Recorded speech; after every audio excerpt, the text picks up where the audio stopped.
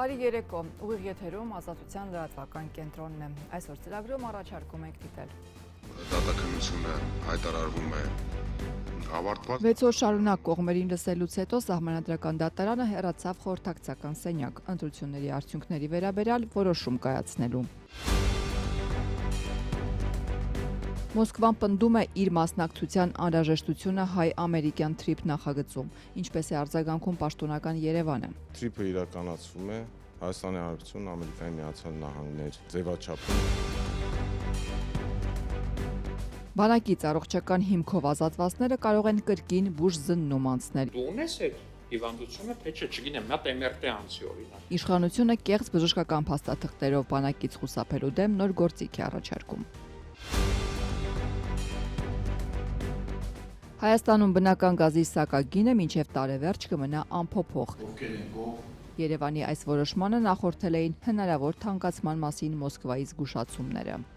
Թարսի պես էլ այսօր վարեն է, փեսիամանները լվացի մնացի առանց ջրի։ 36 ժամ ջուր չի լինելու Երևանի մի քանի տասնյակ փողոցներում եւ շենքերում։ Վիոլա ջուրը աշխատում է, ամառվա շոկին առանց ջուր մնացած մարդիկ տառապում։ Գնալու ենք Սևան լողանանք։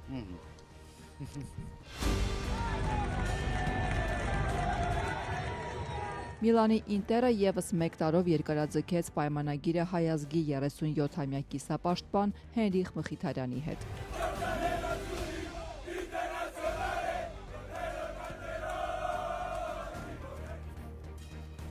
Վեց օր է Սահմանադրական դատարանը քննում էր ընտրությունների արդյունքները վիճարկող 7 քաղաքական ուժերի դիմումները։ Այսօր կողմերը եզրափակիչ ելույթներ ունեցան։ Սուր խոսքերի, հարցերի, փաստարկների եւ հակափաստարկների պակաս այս օրերին չեղան։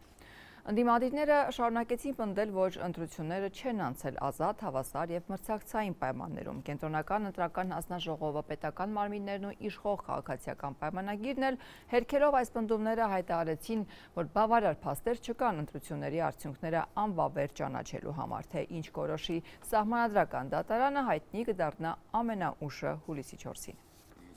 Ընտրությունների արդյունքները վիճարկելու 6-րդ օրը Սահմանադրական դատարանն ավարտեց քննությունը եւ հեռացավ խորհրդակցական սենյակ։ Որսում գործով որոշումը կհրապարակվի մինչև հուլիսի 4 օրվա վերջ։ Դատաքննության վերջին օրը կողմերը հանդես եկան եզրափակիչ ելույթներով։ Հունիսի 7-ին խորհրդարանական ընտրությունները վիճարկում են 7 ուժեր, որոնցից մեկը Երևանի նախկին քաղաքապետ Հայկ Մարությանի նոր ուժը չմասնակցեց դատաքննությանը։ Մյուս 6 ուժերը, այդ թվում խորհրդարան անցած ուժեղ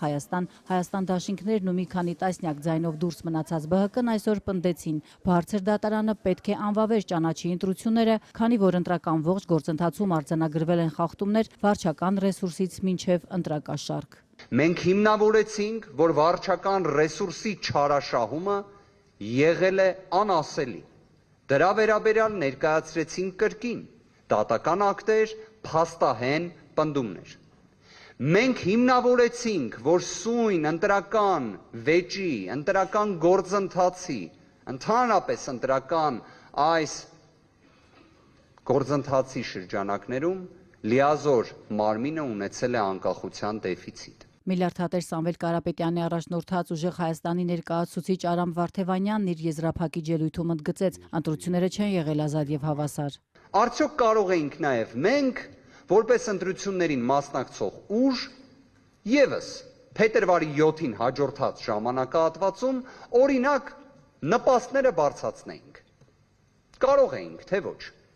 Թե դրա մենաշնորհը պատկանում էր մեկ կուսակցության։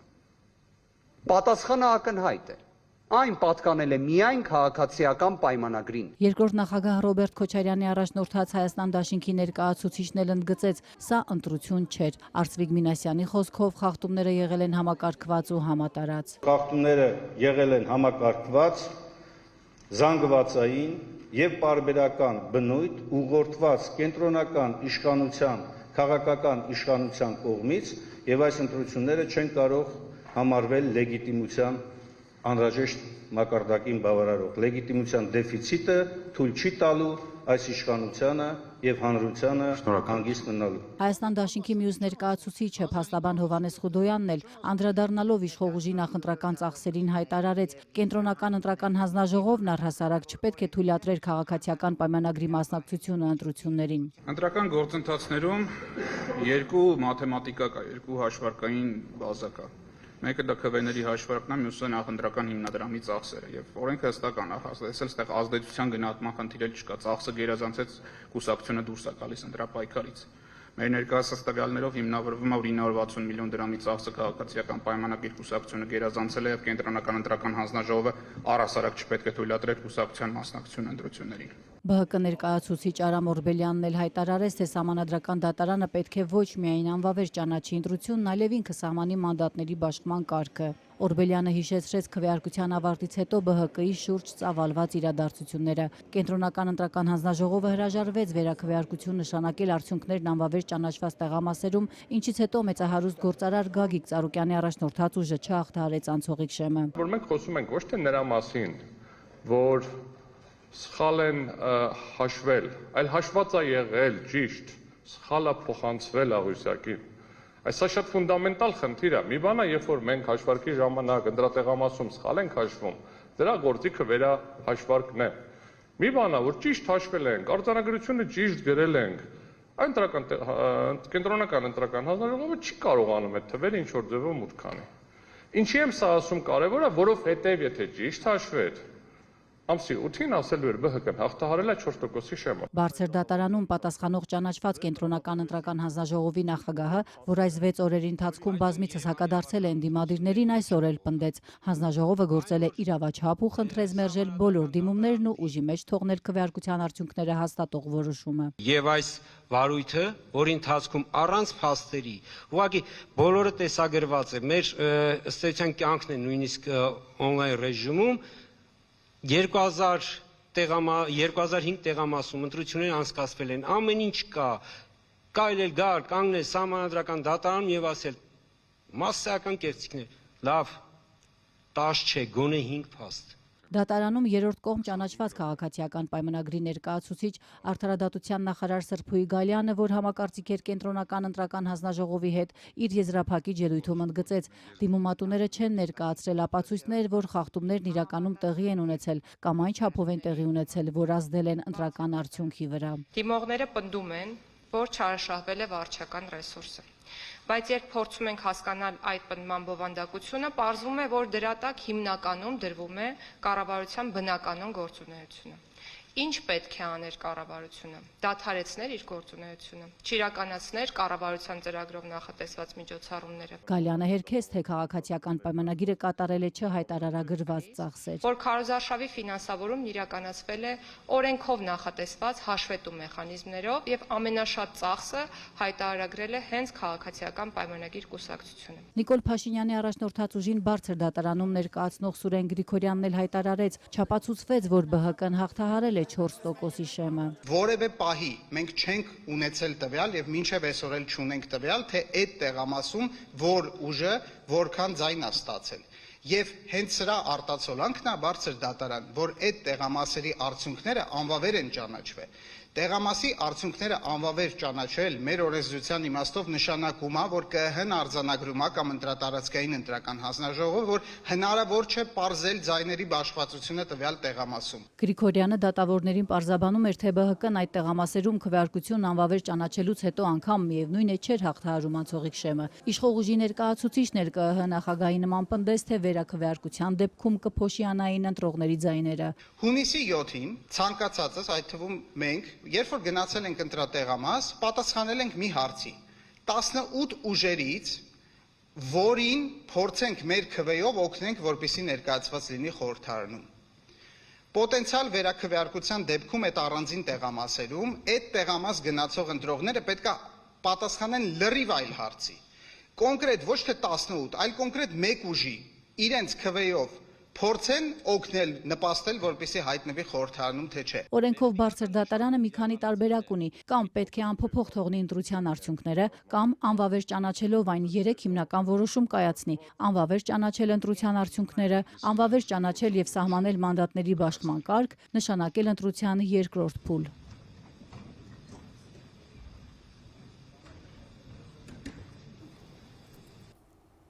Իսկ մինչ բարձր դատարանը կհրապարակի իր որոշումը ընտրությունների վերաբերյալ, վաղն արդեն ազգային ժողովում արտահերթ նիստ է հրավիրված։ Ներառված հարցերն էլ ընտրական համակարգին են վերաբերում։ Իշխանությունը կանոնների խստացման մի փաթեթ է բերել, ընտրակաշառքի դեմ պայքար, ընտրական իրավունքի սահմանափակում։ Իդեպ քննադատների զգալի մասը հենց այստեղ սահմանադրությանը հակասող դրույթներ է տեսնում, բայց դա չխանգարեց, որ իշխող ուժը այն քննարկման դնի։ Ընտրությունների արդյունքները ուժի մեջ չմտած գործող խորհրդարանն արդեն հաջորդ ընտրությունների համար խստացնում է խաղի կանոնները։ Քաղաքացիական պայմանագիրը դրական եզրակացությամբ վաղվա արտահերթ նիստին միանգամից 2 նախագիծ ուղարկեց։ Առաջինով կառավարող թիմի անդամներն առաջարկում են քվեարկելու իրավունքից զրկել Հայաստանի այն քաղաքացիներին, որոնք նախընտրական ցուցակները հրապարակելուց առաջ վերջին 1 տարվա առնվազն կեսը հայրենիքում չեն եղել։ Բացառություն կսահմանվի միայն ուսման մեկնածների եւ պետական գործուղումների համար։ Պատգամավոր Լիլիթ Մինասյանը չթաքցրեց Ռուսաստանից ընտրողներ բերելու ահազանգերն են հաշվի առել։ Մեր ստեղ ապրող քաղաքացիներից ահռելի ծավալի բողոք ենք ստացել։ Թե ինչի ես պիտի ստեղ ապրեմ, իմ երեխաներին մեծացնեմ, հարկ տամ, մեր ապագային միտված, պետության ապագային միտված քայլեր իրականացնեմ եւ իմ տեղը որոշում կայացնեն անձինք, որոնք որ Հայաստանի Հանրապետության հետ էականորեն կապ չունեն։ Կառավարությունն էլ է դրական եզրակացություն տվել, բայց առաջարկում է բացակայելու ժամկետը երկարացնել, ընտրելու հնարավորություն տալով վերջին 2 տարվա առնվազն կեսը 1 տարին Հայաստանում ապրած քաղաքացիներին։ Օրենքի հեղինակները չառարկեցին փոփոխություններն ամենայն հավանականությամբ առաջինից երկրորդ ընթերցման ժամանակ կարվեն։ Ներքին գործերի նախարար Արփինե Սարգսյանը համաձայն չէ, թե սահմանափակվում է մարդկանց ընտրական իրավունքը։ Հակառակը թույլ ենք տալիս, որպեսզի մենք իրական ժողովրդաիշխանության տրամաբանություն ունենանք Հայաստանի Հանրապետությունում, որովհետև Հայաստանի Հանրապետության քաղաքական կյանքը ի վերջո ծավալվում է Հայաստանի Հանրապետության տարածքում։ Նախագծի քննարկմանը ընդդիմությունից մասնակցում էր միայն 2 ամիս առաջ Հայաստան խմբակցությունից պատգամավոր դարձած Գագիկ Համբարձումյանը, որը հայտարարեց, թե այս սահմանափակումը հակասում է սահմանադրությանը, որտեղ նշվում է 18 տարին լրացած Հայաստանի քաղաքացիներն ունեն ընտրելու իրավունք։ Բացառություն մայր օրենքը չի սահմանում։ Թե խախտվում է անհատի ազատ տեղաշարժի իրավունքը, то չգիտեմ, որ մի հազար սահմանադրական իրավունքներ։ Դուք գոնե գիտակցում եք, որ այս փոփոխությունը պարզապես հակասահմանադրական փոփոխություն։ Հարյուրավոր պետությունների մեջ հանգարց գտել եք մի քանի պետություն, որը այս նման կարգավորում է եղել եւ դա էլ արդարացնելու հանգամանքով։ Համատեղ հայտարարությամբ նախագիծը խիստ քննադատել են քաղաքասարակության մի շարք կազմակերպություններ, որոնք պնդում են, թե օրենսդրական այս փոփոխությունները հակասահմանադրական են ու ընտրական իրավունքի անօրինական եւ անհամաչափ սահմանափակում, վտանգելով ժողովրդավարական սկզբունքները եւ խախտելով քաղաքացիների քաղաքական իրավունքները։ Իրավապաշտպանները հիշեցնում են, որ նախագիծն առանց հանրային քննարկման անմիջապես տրվել է հրատապ ընդունման։ Ընդդիմության փաստացի բոյկոտի պայմաններում իշխանության նախաձեռնությանն աջակցում էր Ռոբերտ Քոչարյանի Հայաստան խմբակցությունից հեռացած Գեղամ Նազարյանը։ Չցանկանալով կրել դժվարություններ գնացել են արտերկիր ու մոռացել են այս երկրի մասին եւ հանկարծ ինչ-որ մի բայի հիշում են եւ ուզում են գալ քվեարկել։ Մենք պետք է այդ մարդկանց թողնենք քվեարկել, իհարկե ոչ։ Մենք պետք է ավելի խիստ լինենք։ Օրենսդրական մյուս նախաձեռնությամբ էլ իշխանություններն առաջարկում են 1-ից 2 տարով երկարացնել ընտրակաշառքի հետ կապված հանցագործությունների պատժաչափը, իսկ դրա համար դատվածներին անգամ պատիժը կրելուց հետո տևական ժամանակ զրկել պետական պաշտոններ զբաղեցնելու իրավունքից։ Այստեղ Գեղամ Նազարյանն ավելի հեռուն գնաց։ Այն քաղաքական ուժը, որը իհարկե դատարանով կապացուցվի, որ համակարգված ձևով զբաղվել է փողաբաժանությամբ, համամասնական ցուցակի առաջին 50 համարները 30 տարով զրկվեն այդ ձեր թվարկած պաշտոնները զբաղեցնելու։ Հա, շատ դուրեկան ու շատ գրավիչ է թվում այդ առաջարկը եւս։ Վաղն առավոտից օրենքները կդրվեն падգամավորների սեղանին արտահերթ լիագումար նիստում։ Ինչով է պայմանավորված այս շտապողականությունը, արդյոք իշխանությունները պատրաստվում են արտահերթ ընտրությունների։ Այսօր բացառեց ներքին գործերի նախարարը։ Վարչապետն էլ օրերս ասել էր, թե դեմ է եղել, որ փոփոխություններն արվեին ընտրություններից առաջ։ Թրիփ նախագծի շուրջ քննարկումները շարունակվում են ու թեև համաձայնագիրը Հայաստանի եւ Միացյալ Նահանգների միջև է, Մոսկվան պարբերաբար պնդում է առանց իր մասնակցության ծրագրի արդյունավետ իրականացումը հարցականի տակ կմնա։ Արտաքին գործերի նախարարությունից ապագայի հնարավոր զարգացումների վերաբերյալ կանխատեսումներ անել չեն ցանկանում։ Հիշեցնում են սակայն, որ այս պահին Հայաստանը ԵԱՏՄ անդամ է եւ տարանցման կանոնները ԵԱՏՄ-ի կարգավորումներով են։ Կարող է արդյոք այս գործոնը փոխել թրիփի ընթացքը։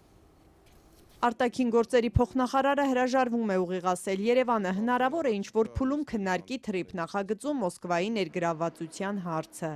Արտգործնախարարության պաշտոնյան այսօր չի ցանկանում ոչինչ ասել, իսկ ապագայի մասին ցանկացած դատողություն որակում է որպես սպեկուլյացիա։ Այս պահին թրիփը իրականացվում է Հայաստանի Հանրապետություն, Ամերիկայի Միացյալ Նահանգներ ձևաչափում կնքվել է համաձայնագիր եւ դա այս փուլում իրականացման փուլում է հիմնական։ Իսկ իմ ասացի մասով ինչ որ հեռանկարում կարող է նման քննարկումը Հայաստանի համար ընդունելի լինել, առնվազն քննարկում։ Գիտեք, չի ուզի ինչ որ սպեկուլյացիաներ անել, այսինքն այս պահին ապագայի մասին ինչ-որ բաներ ասելը։ Թրիփ նախագծի հայ-ամերիկյան համաձայնություններից մոտ 2 տարի առաջ ամբողջությամբ սառեցվել էին տարածաշրջանային հաղորդակցությունների ապաշրջափակման շուրջ Երևանի եւ Բաքվի բանակցությունները, որոնք ընթանում էին Մոսկվայի միջնորդությամբ։ Արդյոք դրանից հետո Մոսկվան ոչ միայն հրապարակային, այլև առանձին հանդիպումներում է բարձրացնում Սյունիքով անցնող Թրամփի ուղուն մասնակցելու իր ցանկության մասին։ Փոխնախարար Սաֆարյանն ասաց. Մենք ռուսական կողմի հետ թրիփի վերաբերյալ քննարկում չենք տանում։ Բայց իրենք բարձրացնում են հարցը։ Կրկին նշեմ, որ մեր երկկողմ օրակարգում ռուսական կողմի հետ այս պահին նման հարց չկա։ Թեև թրիփը հայ-ամերիկյան նախագիծ է եւ ըստ համաձայնագրի երրորդ կողմի ներգրավվածությունը պետք է որոշվի բացառապես Երևանի եւ Վաշինգտոնի համաձայնությամբ, պաշտոնական Մոսկվան Վաշինգտոնյան պայմանավորվածություններից հետո պարբերաբար է հրապարակային պնդում, որ առանց իր մասնակցության այն արդյունավետ լինել չի կարող։ Երեկ այդ տեսակետը վերահաստատել է Ռուսաստանի փոխարտգործնախարար Միխայիլ Գալուզինը, շեշտելով, որ տրանսպորտային այս ծրագրի հաջող իրականացումը հնարավոր է միայն Ռուսաստանի ներգրավմամբ եւ Մոսկվայի կարծիքը պետք է հաշվի առնվի։ Թրամփի ուղին անցնելու է տարածքով, որտեղ տասնամյակներ շարունակ ռուս զինվորներն են իրենց հայ գործընկերների հետ պահպանում Հայաստանի սահմանը Թուրքիայի եւ Իրանի հետ։ Պաշտոնական Երևանը չի հայտարարել Հայաստան-Իրան եւ Հայաստան-Թուրքիա սահմաններից ռուս սահմանապահների ամբողջական դուրսբերման մասին։ Այդուհանդերձ ձեռքբերում է համարում այն փաստը, որ այժմ երկրի բոլոր անցակետերում ծառայություն իրականացնում են բացառապես հայ սահմանապահներ։ Ռուսաստանի փոխարտգործնախարարն իր հայտարարության մեջ ոչ միայն ընդգծել է ռուս սահմանապահների ներկայության փաստը, այլև հիշեցրել, քանի դեռ Հայաստանը ԵԱՏՄ անդամ է, բեռների տարանցումը եւս պետք է կատարվի միության նորմերին համապատասխան։ Իսկ այն, որ Թրամփի ուղին գործելու է ԵԱՏՄ կարգավորումներով, այսօր հաստատեց նաեւ արտաքին գործերի փոխնախարար Մնացական Սաֆարյանը։ Այս պահին Հայաստանի Հանրապետությունը ԵԱՏՄ անդամ է եւ տարանցման կանոնները ԵԱՏՄ-ի գործում են։ Այդ թվում թրիփը լինելու է ԵԱՏՄ կարգավորումներով։ Այո։ Հայկական կողմը նախագծի իրականացման համար խոստացել է ներդնել անվտանգային ու մաքսային հսկողության ժամանակակից ընթացակարգեր։ Առավելագույնս օպտիմալացնելով դրանք նախատեսվում է կիրառել թվային նոր գործիքներ, որ կդյուրացնեն թրիփի կապը տարածաշրջանային տարանցիկ ցանցերի հետ։ Արդյոք ԵԱՏՄ կարգավորումները խնդիրներ չեն առաջացնի։ Փոխարտգործնախարարը պնդեց, թե ոչ։ ԵԱՏՄ-ի մաքսային կարգավորումները մեր մաքսային մարմիններն են իրականացնում այնպես որ մենք այդտեղ այս փուլում որևէ հարց չի ծագել։ Թրիփ նախագծում ներգրավելու Մոսկվայի հայտարարությունները հնչում են Հայաստան-Ռուսաստան հարաբերությունների աննախադեպ սրման ֆոնին։ Հայկական արտադրանքի նկատմամբ ռուսական կողմի սահմանափակումների պատճառով վարչապետ Նիկոլ Փաշինյանը անգամ հրապարակավ խոսում է ԵԱՏՄ-ի գոյություն ունենալ-չունենալու մասին։ Այս իրավիճակում սակայն պաշտոնական Երևանը դեռևս հստակ չի ձևակերպում, թե ինչպես են պատկերացնում հանգուցալուծումը։ Մենք հետաքրքրված ենք երկխոսությամբ, հետաքրքրված ենք մեր հարաբերությունների շարունակությամբ եւ առաջիկայում կլինեն շփումներ։ Խորհրդարանական ընտրություններից հետո Ռուսաստանից վարչապետ Նիկոլ Փաշինյանը շնորհավորանք դեռ չի ստացել։ Չնայած սրան հայկական կողմի նախաձեռնությամբ այսօր տեղի է ունեցել Հայաստանի եւ Ռուսաստանի վարչապետերի հեռախոսազրույցը։ Փաշինյանի եւ Միշուստինի զրույցի վերաբերյալ կողմերը նույնաբովանդակ հաղորդագրություն են տարածել, ըստ որի քննարկվել են ռուս-հայաստանյան փոխգործակցությունը առևտրատնտեսական, գիտական, տեխնոլոգիական, մշակութային եւ հումանիտար ոլորտներում։ Եվրոպական հանձնաժողովի նախագահը Հարավային Կովկաս կատարելիք այցի շեմին X-ում գրել է, որ Եվրամիությունը հավատում է Հարավային Կովկասի խաղաղ, բարգավաճ եւ պայծառ ապագային եւ ուզում է օգնել ձևավորել այս ապագան։ Ուրսուլա ֆոն դեր Լայնը ընդգծել է, որ Ադրբեջանը ժամանում Եվրամիության եւ Բաքվի միջև գործընկերությունն ավելի խորացնելու համար առևտրից մինչեւ տրանսպորտ, էներգետիկայից մինչեւ տնտեսություն։ Բաքվում նախատեսված հանդիպումներից հետո Եվրահանձնաժողովի նախագահը կժամանի Երևան։ Պաշտոնապես հաղորդվել է, որ այցի ընթացքում նախատեսվում է քննարկել Բրյուսելի աջակցությունը ռուսական առևտրային սահմանափակումներից տուժած Հայաստանի տնտեսությանը։ Առողջական խնդիրների պատճառով բանակից ազատված անձինք առաջիկայում կարող են կրկին բուժզննում անցնել, եթե նրանց գործը հայտնվի իրավապահների ուշադրության կենտրոնում։ Իշխանությունը նոր գործիք է առաջարկում՝ տարիներ շարունակ կեղծ բժշկական փաստաթղթերով բանակից խուսափածներին բացահայտելու համար։ Ցանկանում են պարտադիր դարձնել լրացուցիչ փորձաքննությունը, իսկ հրաժարվելու դեպքում նախատեսվում է մինչև 3 տարվա ազատազրկում։ Այս կարգավորումը սակայն միանշանակ չի ընդունվում, քննադատները մտահոգված են, սա նոր խնդիրների առաջ կբերի։ Դու ունես այդ հիվանդությունը, թե չէ, չգիտեմ, մի հատ MRT անցի օրինակ։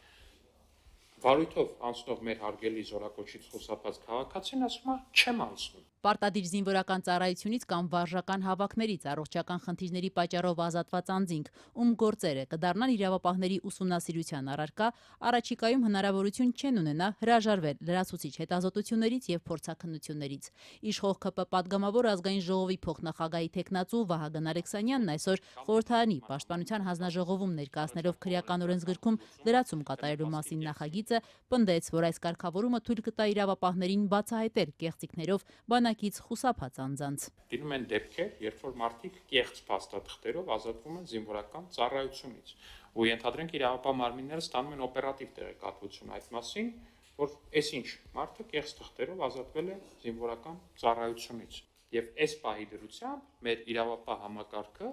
ոչ մի գործիք չունի, որպեսզի նրան հարկադրի, որ գնա ու անցի այդ հետազոտությունը, ասում է չեմ անցնում եւ վերջ։ Սա անբնական, աննորմալ իրավիճակ է։ Վահագն Ալեքսանյանը պարզաբանեց, առողջական խնդիրներով ազատված ցանկացած մեկին պատահականության սկզբունքով չեն կարող պարտադրել բուժզննում անցնել, պետք է հարուցված քրեական վարույթ լինի։ Եվ եթե հարուցված քրեական գործի շրջանակներում անձը հրաժարվի լրացուցիչ բժշկական հետազոտությունից, ապացուցելու համար, որ իսկապես առողջական խնդիրներ ունի, ապա օրենքի նախագծով բավական խիստ պատիժ է նախատեսվում՝ 1-ից 3 տարվա ազատազրկում։ Այս տարիներին էլ պարբերաբար ձերբակալվում են այս կամ այն բուժհաստատության բժիշկներ, ովքեր որ ակնհայտորեն կաշառքի դիմաց կեղծ տեղեկանքներ են տվել։ Հիմա իրավապահ համակարգը շատ տրամաբանորեն պետք է այդ մարդկանց տված նմանատիպ բոլոր տեղեկանքների հետևից գնա, ճիշտ է, եթե այս մարդը կաշառքով տալիս է։ Պաշտպանության հանձնաժողովի ԿՊ-ական անդամներից Հայկ Սարգսյանն օրինագծի քննարկման ժամանակ հատուկ ընդգծեց, զորակոչի մասնակիցների թիվը Հայաստանում նվազում է մի քանի պատճառով, եւ դրանցից առաջինը առողջական կեղծ փաստաթղթերով բանակից ազատվողներն են։ Ըստ նրա, այս կարգավորմամբ հնարավոր կլինի կանխարգելել այս հանցագործության շարունակականությունը։ Քրեական օրենսգրքով փաստաթուղթ կեղծելու կամ խաբեության այլ ճանապարհով զինծառայությունից խուսափելը պատժվում է ազատազրկմամբ 4-ից 8 տարի ժամկետով։ Զորակոչի մոտ 69%-ը 22 թվականի դրությամբ, մի քիչ հիմա թիվի չդարել է 65%-ը ազատվում են, որոնց մեծ գերակշիռ մասը առողջական խնդիրներով պայմանավորված։ Միջև եթե բժիշկը տեղեկանքը տալիս էր, օրինակ ասում էր դու կարճատես ես, կարճատեսության տեղեկանք էր տալիս, որով որ ազատվում էր, ասում էր եթե քեզ սրանից հետո կանչեն, դու ուղղակի կհրաժարվես, այսինքն չստուգվես, որպեսզի չբացահայտվի, որ ես քեզ կեղծ տեղեկանք եմ տվել։ Երբ ես օրենք ընդունվի, այսինքն բժիշկը արդեն կիմանա կեղծ տեղեկանք տալու դեպքում հնարավոր է այդ քաղաքացուն էլի կանչել փորձաքննության։ Եթե չներկայանա խուսափի կամ որևէ այլ ճանապարհով խոչընդոտի, ապա այդ դեպքում քրեական պատասխանատվության կենթարկվի։ Իդեպ ԿՊ-ական Հայկ Սարգսյանը, որ քաղաքական թիմի հետ վերջին շրջանում սուր հակասություններ ուներ եւ ի վերջո դուրս մնաց կուսակցության նախընտրական ցուցակից, այսօր մեղադրում էր Պաշտպանության հանձնաժողովի ԿՊ-ական նախագահ Անդրանիկ Քոչարյանին, նշելով, որ հենց վերջինիս պատճառով այս կարևոր օրենքի նախագիծը ժամանակին չընդունվեց։ Պատգամավորի համոզմամբ ոչ միայն կեղծ առողջական փաստաթղթերով են բազմաթիվ երիտասարդներ խուսափում բանակից, այլև շատերը դա անում են Հայաստանի քաղաքացիությունից հրաժարվելով։ Պատգամավորը հատուկ թվեր ներկայացրեց, կրկին պնդելով, որ իր կուսակցի ԲՆ հանձնաժողովի նախագահ Անդրանիկ Քոչարյանի պատճառով հնարավոր չեղավ փակել նաև այս մի սողանցքը, ինչի հետևանքով քաղաքացիությունից հրաժարվողների թիվը անցած 1 տարում զգալի աճեց։ Անդրանիկ Քոչարյանն ըստ էության չարձագանքեց կուսակցի քննադատությանը։ Իմ օրենքը, երբ որ պարոն Անդրանիկ Քոչարյանի պատճառով մերժվեց, դրանից հետո տեմպը 30%-ով աճել է, 30-40%-ով։ Ու 2025 թվականին քաղաքացիությունից հրաժարվել է նախորդ տարվա 1900-ի փոխարեն 2800 տղա ու էլի 60 աղջիկ։ Հայկ Սարգսյանը հղումանելով պետական մարմիններից ստացած պաշտոնական տվյալներին նշեց, որ այս տեմպը պահպանվել է նաև 2026-ին։ Այս տարվա առաջին 4 ամսում 800-ից ավելի տղաներ են հրաժարվել Հայաստանի քաղաքացիությունից։ ԿՊ-ական պատգամավորը մտահոգություն հայտնեց, որ կեղծ բժշկական փաստաթղթերով բանակից ազատման դուռը փակելով ավելի լայն բացելու են քաղաքացիությունից հրաժարվելու դուռը։ Հետևաբար Սարգսյանը պնդեց, այս խնդիրներին պետք է փաթեթային լուծում տալ, միաժամանակ փակելով բոլոր սողանցքները։ Հայկ Սարգսյանը, որ այլևս չի լինի հաջորդ խորհրդարանում, կոչ արեց նորընտիր պատգամավորներին բանակի հետ կապված հարցերին լուծում տալ, այդ թվում զինծառայողների նվազագույն կարիքները հոգալ, գոնե ամռան շոքին ավելի հաճախ նրանց լողանալու հնարավորություն տալ։ Օրինակ ինձ այսօր գրել են Մեղրի զինծառայողներից մեկի մայրը գրել է, մայրը կամ հայրը առանց զինծառայողի անունը նշելու, խնդրել է ասել հետևյալը. շատ շոկ է, տղաները շաբաթը մեկ են լողանում, այս տարի գիտեք ինչ շոկ է, ասենք Եվրոպայում ջրցան մեքենաներով մարդկանց հովացնում են, էլի միջոցներ են սաղ աշխարհում ձեռնարկում, որ մարդիկ ուշագնաց չլինեն։ Մեր Մեղրիում, որը Հայաստանի ամենաշոկ կետն է, զինվորները լողանում են շաբաթը մեկ։ Հիմա բանային խնդրում եմ 24 թվականից, խնդրում եմ համատենալուց Մեռնեմ ջանի, նախարար ջան, շտաբի պետ ջան, փոխնախարար ջան, եկեք խնդրում եմ, կազմակերպեք, արեք, մեծ ֆինանսական խնդիր չի։ Հիմա եւս մեկ անգամ խնդրում եմ, հաշվի առեք այս անոմալ շոկը, նենց արեք, սկսեք Մեղրիից, բայց ոչ միայն Մեղրին, որ մեր զորքը ամենը լողանա։ Պաշտպանության հանձնաժողովը կողմ քվեարկեց բուժ զննումից խուսափելուն վերաբերող նախագծին, այն ընդգրկվեց ազգային ժողովի վաղը կայանալիք արտահերթ նիստում։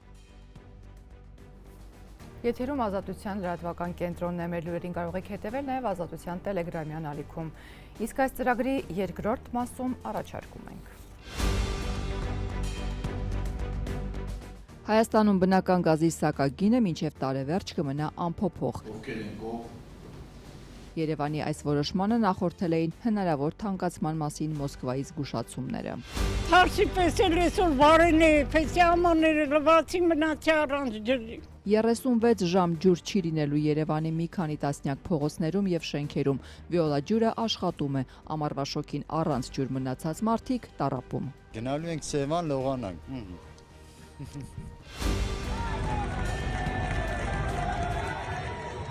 Միլանի Ինտերը եւս 1 տարով երկարաձգեց պայմանագիրը հայ ազգի 37-ամյա կիսապաշտպան Հենրիխ Մխիթարյանի հետ։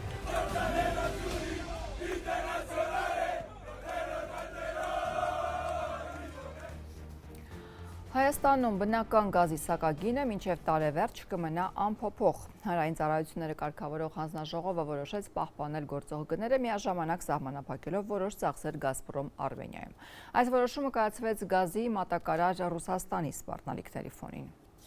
Հայաստանի համար բնական գազը թանկացնելու ռուս պաշտոնյաների սպառնալիքներին զուգահեռ Հայաստանի հանրային ծառայությունները կարգավորող հանձնաժողովն այսօր մի որոշում ընդունեց, որի արդյունքում առնվազն մինչ այս տարեվերջ քաղաքացիները բնակարաններում սպառած կապույտ վառելիքի համար նույն գումարը կվճարեն 143.7 դրամ 1 խորանարդ մետրի համար։ Անապահով ընտանիքների համար սակագինը նույնպես անփոփոխ կմնա 100 դրամ։ Այսինքն բնական գազը դեռ առնվազն կես տարի չի թանկանա։ Ովքեր են կողմ,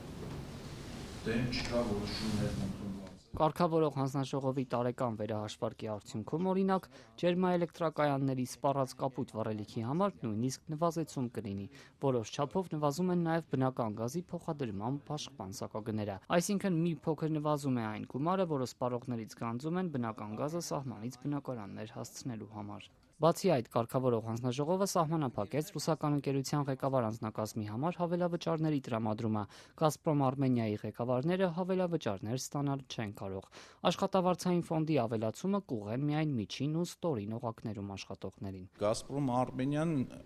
արդեն իմ խոսքում ասացի, որ կարող է միշտ էլ հայտ ներկայացնել վերանայելու համար, գործնականում այսօրվա մեր որոշմամբ մինչև տարվա վերջ, մինչև դեկտեմբերի 31 մենք այդ հարցը փակեցինք, իսկ արդեն հունվարի 1-ից սկսած, այո, Գազպրոմ Արմենիան կարող է նման նախաձեռնությամբ հանդես գալ եւ եթե օբյեկտիվ լինեն պատճառները եւ իսկապես այնպիսի խնդիրներ լինեն, որ պետք է սակագին վերանայվի, ամեն դեպքում մենք կվերանայենք եւ որոշումը կախված կլինի հայցում ներկայացված պահանջներից կամ առաջարկներից։ Հայաստանի համար գազի հնարավոր թանկացման մասին մի քանի ամիս առաջ անթակույց ակնարկեց Ռուսաստանի նախագահ Վլադիմիր Պուտինը։ Եվրոպական երկրների ղեկավարների ու Եվրամիության բարձրաստիճան պաշտոնյաների մասնակցությամբ Երևանում կայացած երկու գագաթնաժողովներից հետո ու նախընտրական շրջանում պաշտոնական Մոսկվայի հռետորաբանությունն ավելի սաստկացավ։ Պաշտոնյաներն արդեն ուղիղ հայտարարում են. Եթե Հայաստանը Եվրասիական տնտեսական միությունից դուրս գա, բնական գազը կտրուկ կթանկացնեն։ Սահմանին այժմ գործող $175 փոխարեն ընդհուպ $600 հասցնելով։ То есть та льготу, которую получает Армяне, это всегда за чей-то счет, это не с неба.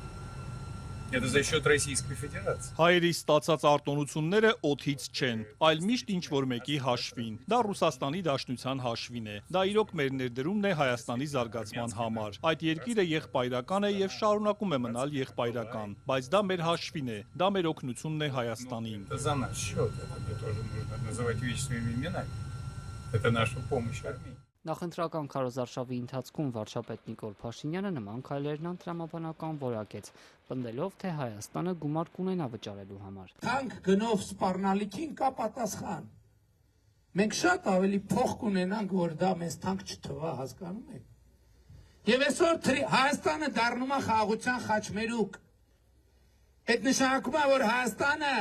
ոչ թե հազարների կամ միլիոնների երկիր է ալնելու, Հայաստանը լինելու է միլիարդների եւ տրիլիոնների երկիր։ Մենք այլևս ենք կուչեկած։ Մենք այլևս ենք կուչեկած։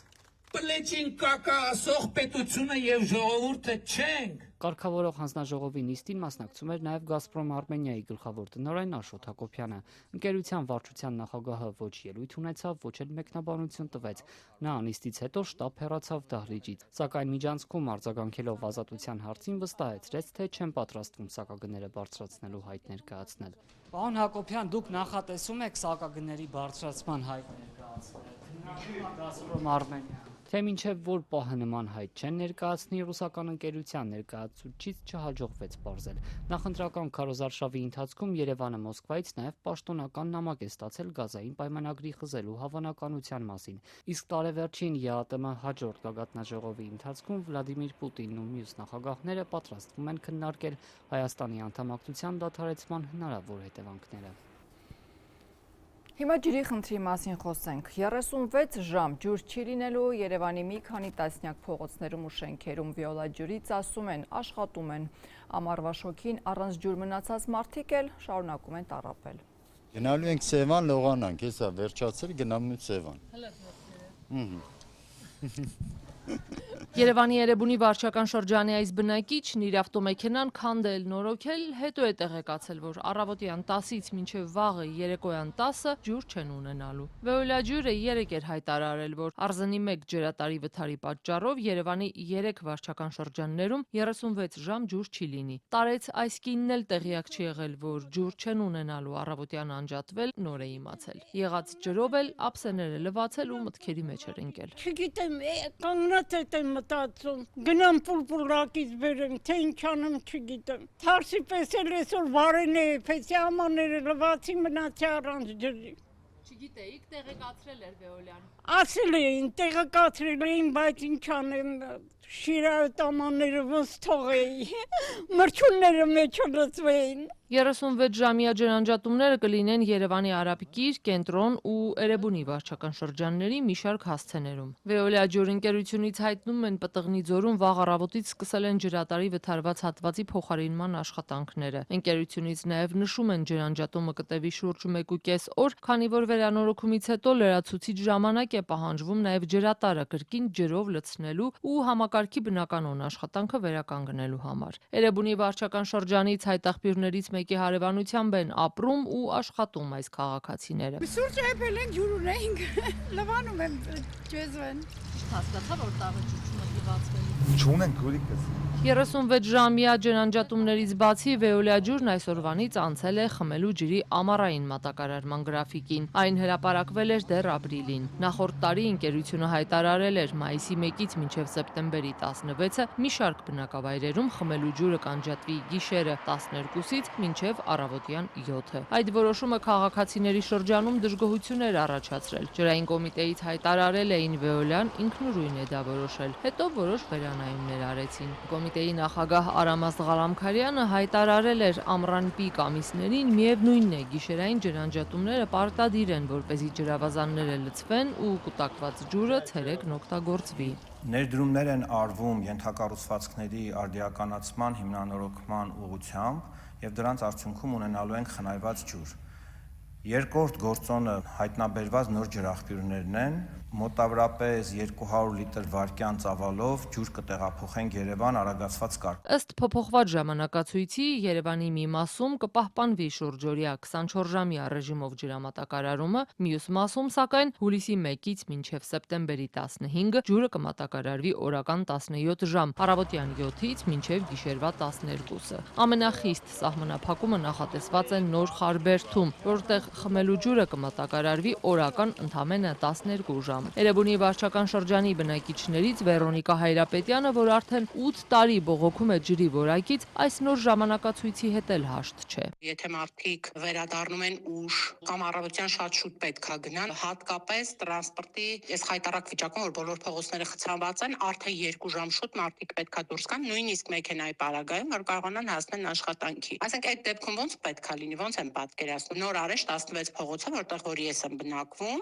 մի թաղամասում, որտեղ կա էլիտար թաղամաս, հա, փակ թաղամաս է ինքը, մեզանից մի քանի փողոց են կողմ Հոլիվուդ թաղամասն է։ Իրենց մոտ ջուրը շուրջօրյա է։ Եթե ամբողջ Երևանում ջուրը կտրվում է, այդ թաղամասում ջուրը չի կտրվում։ Ոնց է լինում, որ երկու փողոց այն կողմ այլ պայմաններ է, երկու փողոց այս կողմ այլ պայմաններ։ Ջուրը խնայելու նպատակով գիշերային ջրանջատումներին դեմ էր նաև Կենտրոն վարչական շրջանի այս բնակիչը, որ չցանկացավ խոսել տեսախցիկի առաջ։ Հիմա այսօր անջատել են 2 օր տունը ջուր չինելու, հետո որ տալիս են 2 օր չենք օգտագործում ջուրը, որովհետև կեղտեր է գալի, համնա փոխվում, մինչև մաքրվում է։ Գիշերը ուզում են անջատեն, առավոտյան շուտ տան, հետո որ լինելու է, գալիս է համ, գալիս է կեղտեր հետը։ Տրումաները որ անջատում են, հետո միացնում են նապորով գալիս է, սաղ բերում է դրան։ 2 օր չենք տալի, որ ջուր խմեն տանը։ Նույն բակում ապրող այս կինն էլ ճիշտ հակառակը պնդեց։ Ջրի խնայողությունը, աղջիկ ջան, չեք տեսնում, ամբողջ աշխարհում ջրի պակասություն է։ Հիմա այդ մի բանը ունենք, այդ էլ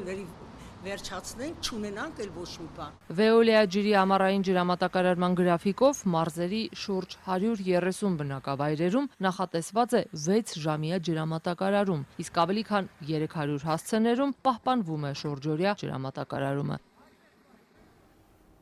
Այժմ էլ միջազգային լրահոսից Միացյալ Նահանգների նախագահ Դոնալդ Թրամփը հայտարարել է, որ Իրանի հետ վերջին հանդիպումները Կատարում լավ են անցել։ Այսօր ավելի վաղ Միացյալ Նահանգները եւ Իրանը տեխնիկական բանակցություններ են վարել Կատարի մայրաքաղաք Դոհայում։ Հանդիպմանը մասնակից դիվանագետներից մեկը Reuters-ին ասել է, թե կողմերը ձգտել են համաձայնության գալ Հորմուզի նեղուցով նավագնացության եւ երկարատև հրադադարի վերաբերյալ։ Մինչդեռ Իրանի գլխավոր բանակցող Մոհամմադ Բաղեր Ղարիբաֆն ավելի վաղ հայտարարել էր, որ Իրանը ներկապահին ընդհանրապես չի բանակցում Միացյալ Նահանգների հետ եւ չի բանակցի, քանի դեռ Վաշինգտոնը չի կատարել փոխըմբռնման հուշագրի բոլոր կետերը։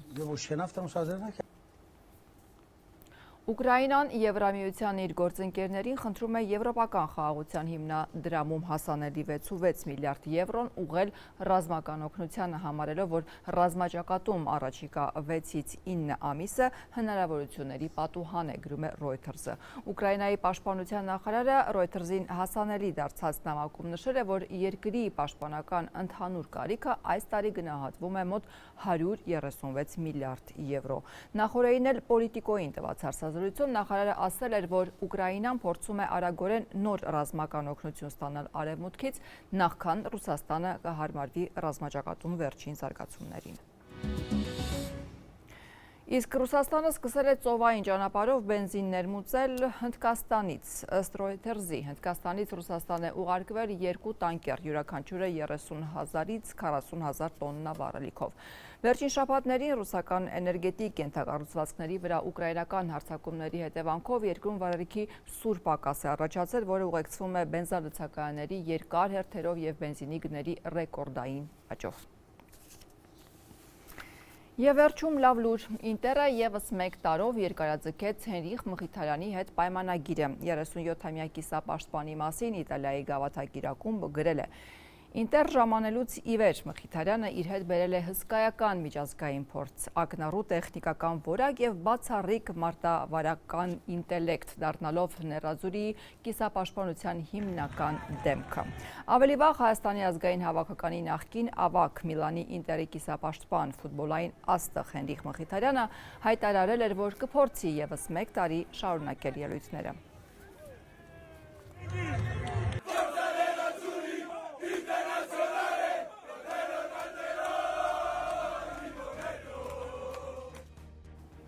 Շարունակեք հետևել լուրերին, այցելելով azatutun.am կայքեջը։ Այսօրվա համար այսքանն էինք նախատեսել, հաջողություն։